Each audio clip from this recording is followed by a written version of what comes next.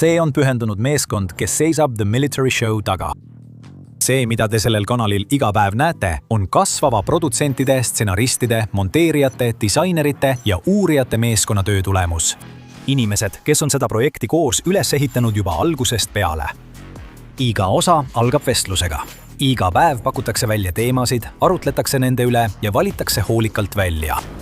Me vaatame, mis on oluline, mis muutub ja mis väärib põhjalikumat analüüsi. Kui teema on valitud, alustavad meie stsenaristid tõelist tööd.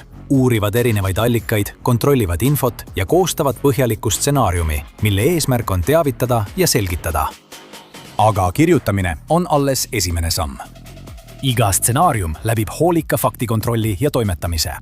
Väiteid kontrollitakse, detaile kinnitatakse, struktuuri täiendatakse ja selgust parandatakse. Samal ajal hakkavad meie toimetajad loo visuaalset poolt kokku panema.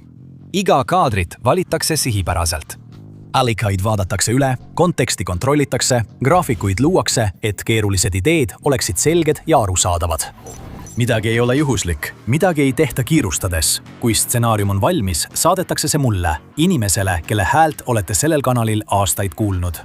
Ma salvestan pealelugemise, mis ühendab uurimistöö, kirjutamise ja visuaalid üheks terviklikuks looks.